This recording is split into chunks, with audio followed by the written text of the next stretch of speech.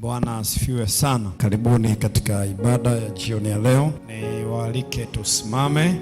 Mkono akinishika, kamwe sitanung'unika. Atakacho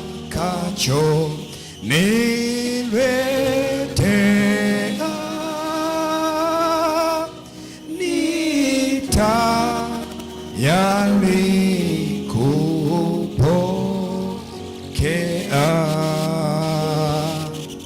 kuongozwa, unishika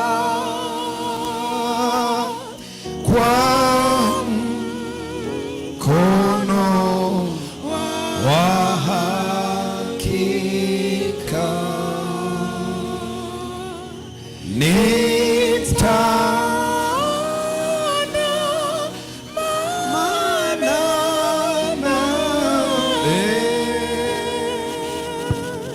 Kristo aniongoza.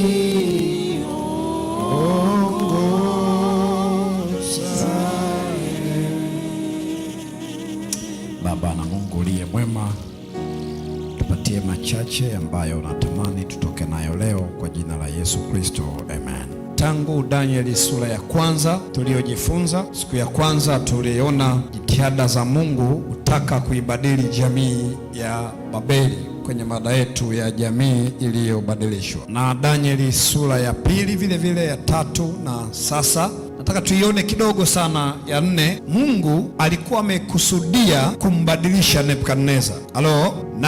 Na Mungu alijua kwamba ukimbadilisha kiongozi ni rahisi kulibadilisha taifa lote. Kwa hiyo ndio maana wale vijana walipofika tu Babeli, Mungu alitengeneza njia, wakapelekwa ikulu. Haikuwa bahati mbaya. Hakuna mahali pa bahati mbaya anapoenda mtoto wa Mungu. Bwana asifiwe sana. Hata kama itakuwa ni kituo cha kazi, unahamishwa kutoka mkoa fulani, kutoka wizara, hakuna mahali ambako mtoto wa Mungu ataenda kwa bahati mbaya. Hata kama ni kwa figisu kama Yusufu, hakuna atakayeenda kwa bahati mbaya.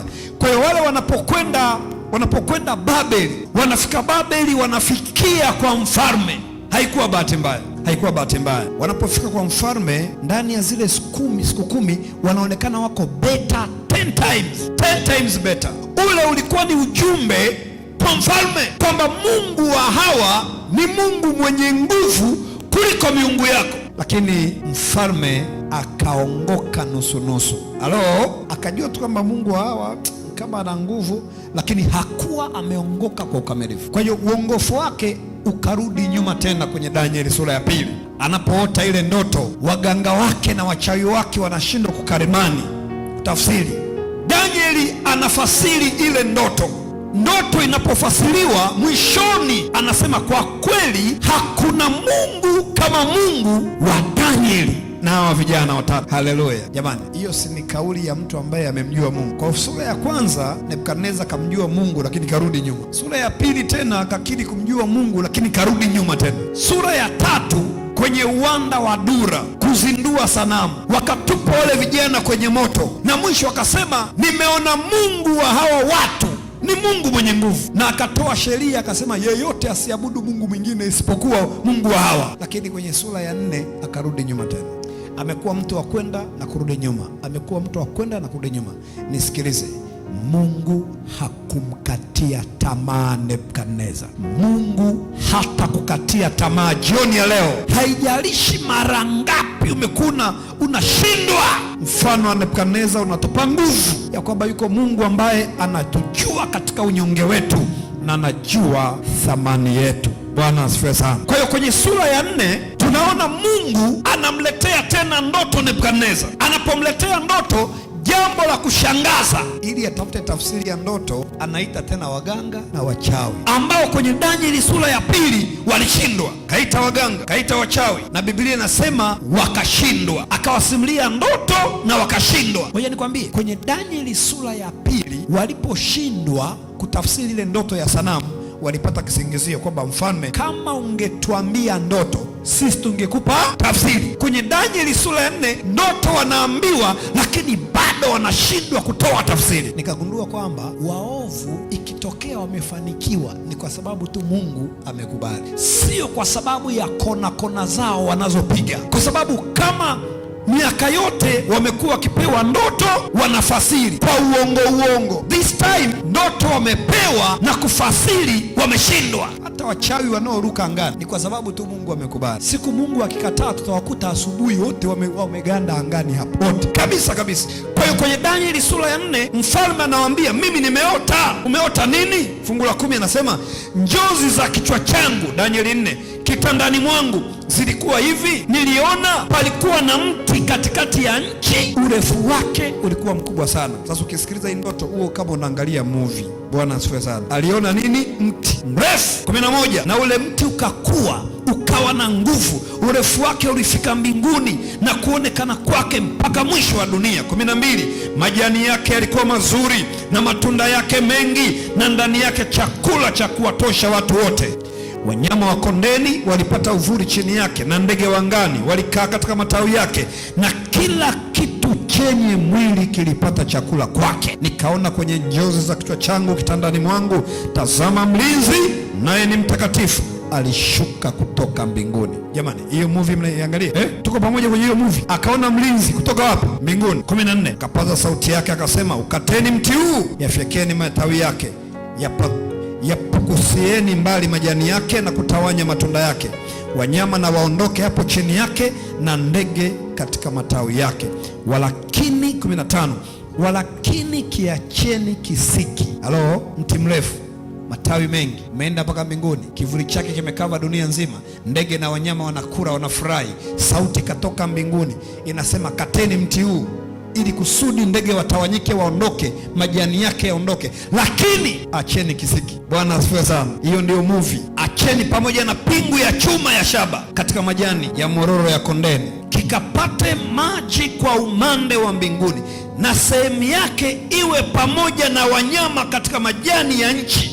Moyo wake ubadilike, usiwe moyo wa kibinadamu, na apewe moyo wa mnyama. Nyakati 7 zikapite juu yake. Hukumu hii imekuja kwa agizo la walinzi, na amri hii ni kwa neno la watakatifu, kusudi walio hai wapate kujua kuwa aliye juu anatawala katika ufalme wa wanadamu. Haleluya! Naye humpa amtakaye, tena humtawaza juu yake aliye mnyonge. Hiyo ndiyo ndoto aliyoota. Waganga wameshindwa. Waliposhindwa, juzi niliwaambia, mambo yote yanayohusu kupewa hela walikuwa hawamuiti Danieli, maana walikuwa wanajua kitafsiri wanapewa hela. Kwa hiyo Danieli alikuwa anaitwa wa mwisho.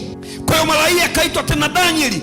Danieli aliposimuliwa ile ndoto, machozi yakamtoka, maana alijua ndio ndoto ya hukumu ya mfalme Nebukadneza. Hii ndio chansi ambayo kama angeichezea, ufalme wake ulipaswa kuwekwa kando kwa kipindi. Danieli akawa na huzuni sana, na ndipo mfalme akamwangalia Danieli usoni, akamwambia, Danieli mwanangu, naomba niambie ukweli, usinihurumie, tell me the truth.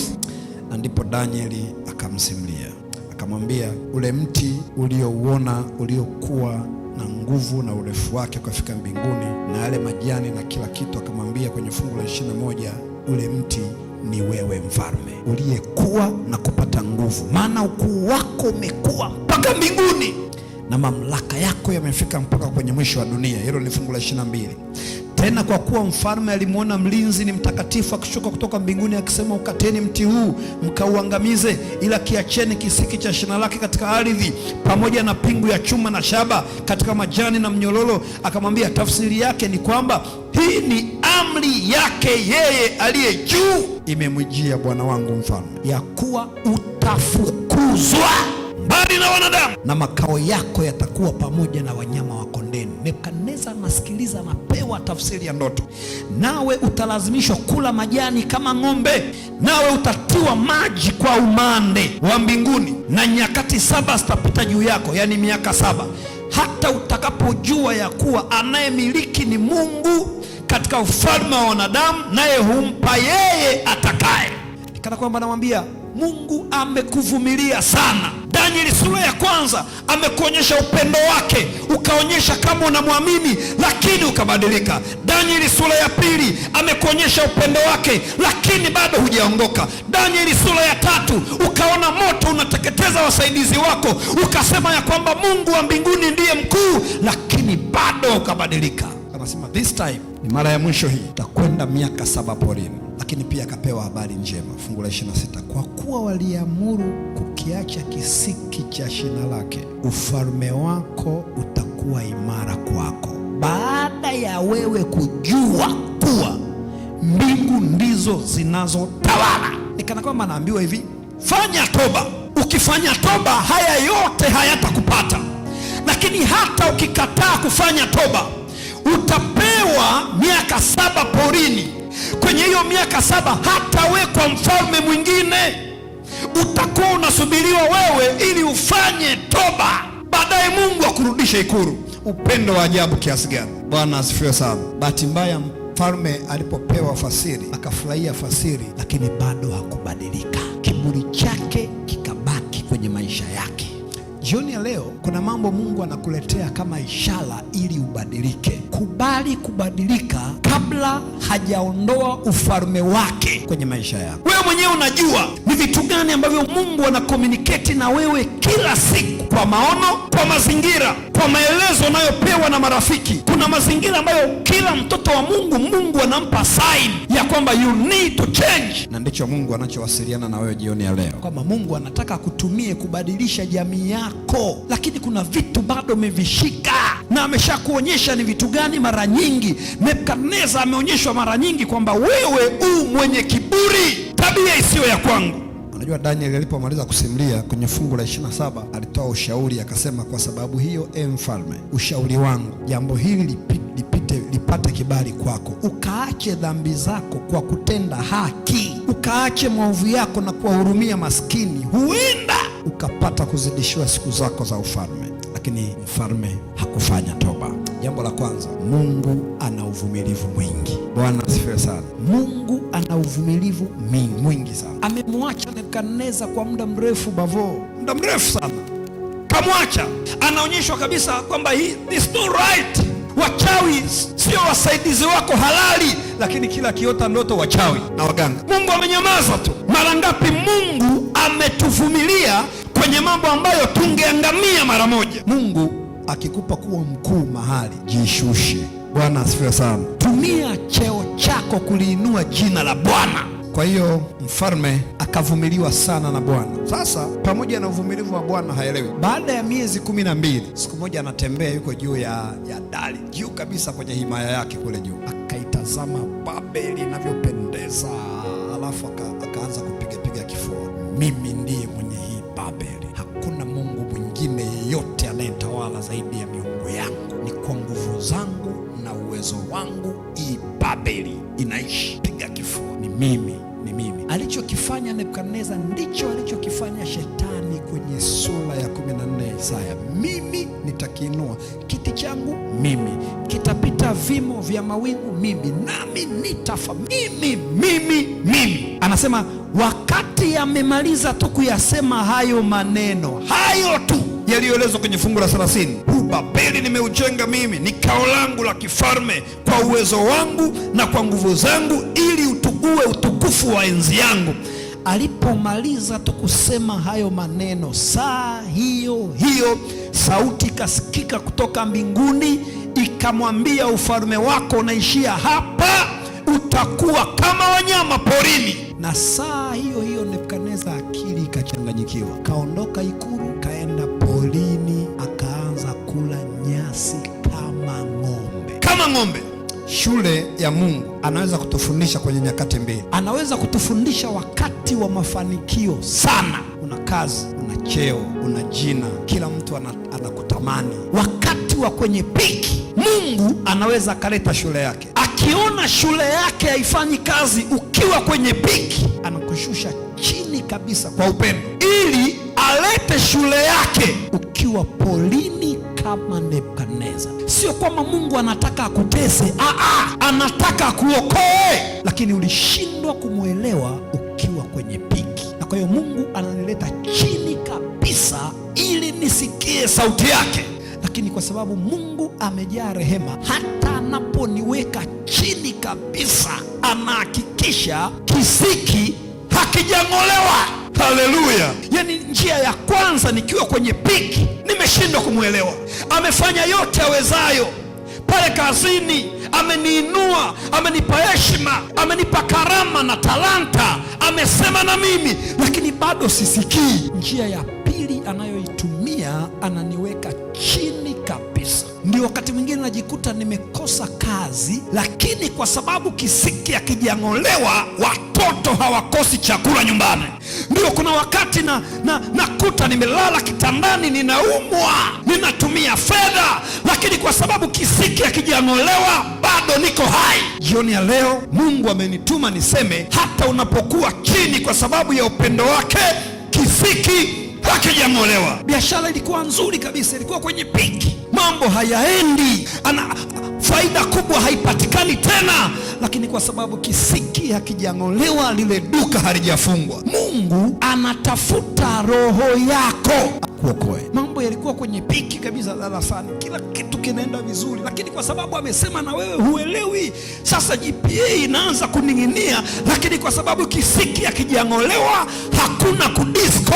Haleluya! Anachofanya ni kuzungumza na wewe ili kusudi utakapotambua ya kwamba yeye ndiye anatawala, akurudishe katika kilele chake. Haleluya! Kwani inagharimu nini kukubali ya kwamba yeye ndiye anatawala? Inagharimu nini kukubali kwamba Mungu utukufu ni wako? Hata kama kwenye kwaya wewe ndio una ile sauti nzuri, inagharimu kiasi gani kusema Bwana, beba utukufu wako?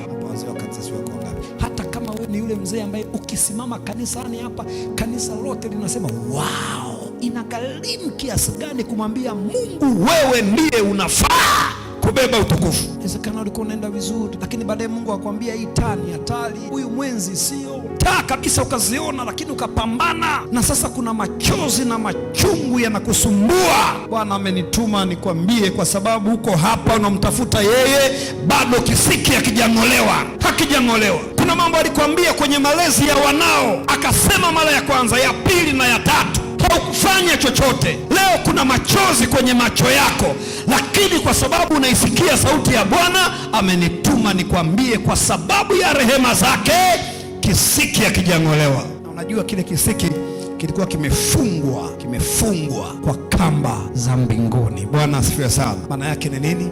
Mungu alikuwa bado ameweka ulinzi wake. Mungu anakusubiri ukiri, ukubali, utambue ya kwamba yeye anatawala. Na Mungu alikuwa anafikisha ujumbe kwa Nebukadneza kwamba sio habari ya wewe Nebukadneza. Tazama sasa, miaka 7 hauko ikulu na bado Babeli imetulia. Hakuna vita, hakuna njaa, hakuna uvamizi wowote. Yaani Mungu anatuambia kwamba tuwepo sisi ama tusiwepo, bado kazi yake inaweza kuendelea. Alifariki Musa na bado Israeli wakafika Kanaani. Kwenye kanisa hili wamelala watu kama kina Ellen G. White, ambaye mkikaa kwenye kikao jambo likawa gumu, mnaenda kumuuliza, mama tuambie Mungu amekuonyesha nini hili? Hata amenionyesha huko, msiende, nendeni huko, kikao kimeisha. Watu kama hao wamelala, lakini kanisa bado linaendelea. Maana yake ni nini? Sio habari ya sisi, bali yuko Mungu anayetawala. Miaka 7 ilipoisha, Nebukadneza akapata ufahamu, akatangaza, akasema, sikiliza alichosema Nebukadneza. Akasema kwenye fungu la 34, hata mwisho wa siku hizo mimi Nebukadneza nikainua macho yangu kuelekea mbinguni, fahamu zangu zikanirudia. Haleluya! Nikamhimidi yeye aliye juu, nikamsifu na kumheshimu yeye aishiye milele, kwa maana mamlaka yake ni ya milele na ufalme wake hudumu kutoka kizazi hadi kizazi. Na watu wote wakao duniani, napenda hii sentensi, anasema na watu wote wakao duniani wamehesabiwa kuwa si kitu. Sisi si chochote, bali Bwana ni vyote katika yote. Anasema naye hufanya kama atakavyo katika jeshi la mbinguni na katika hao wanaokaa duniani, wala hapana awezaye kuuzuia mkono wake. Mfalme mpagani anasema haya, wala kumuuliza unafanya nini wewe. 36, basi wakati huo fahamu zangu zikanirudia kwa ajili ya utukufu wa ufalme wangu, enzi yangu na fahari yangu zikanirudia, na mawaziri wangu na madiwani wangu wakaja kunitafuta. Yani Mungu akasema na mawaziri, kasema na madiwani, nendeni kamchukue mfalme wenu. Miaka yote hiyo eti hawakuwahi kumpindua.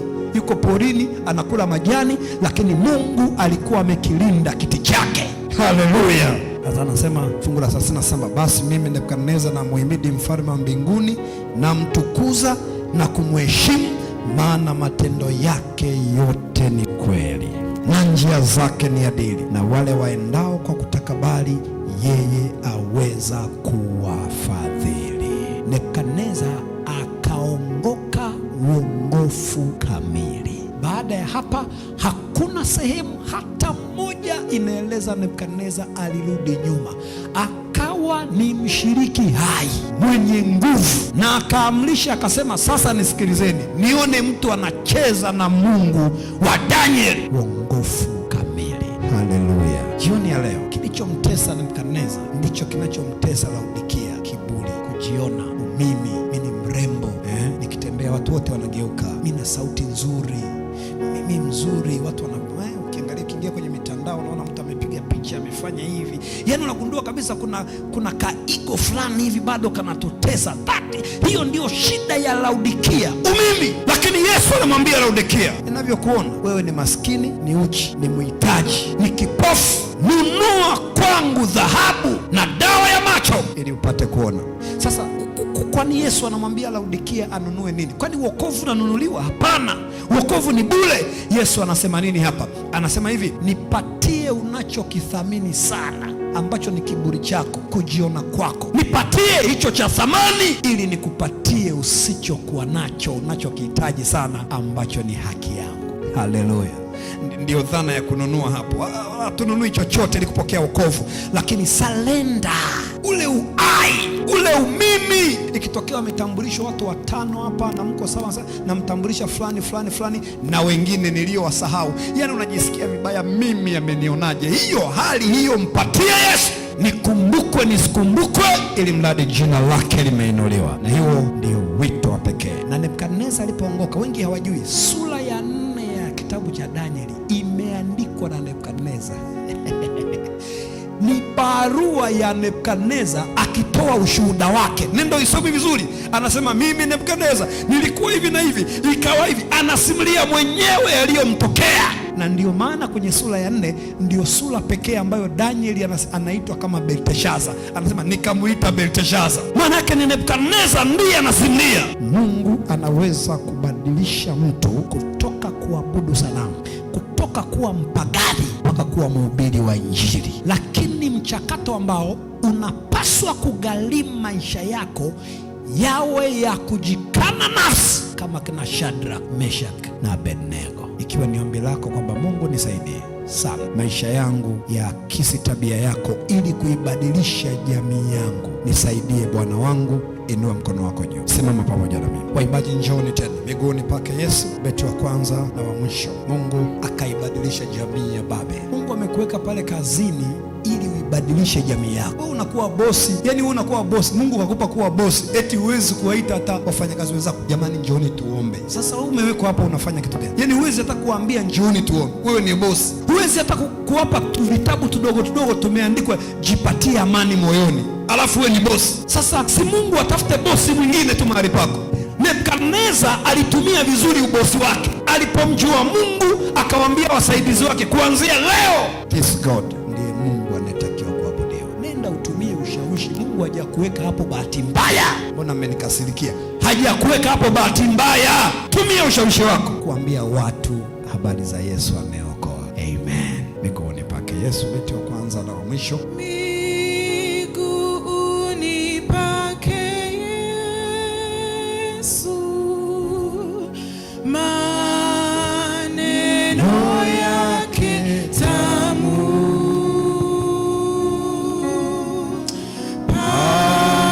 pahali palipo heri, Niwepo kila saa, liwepo kila saa.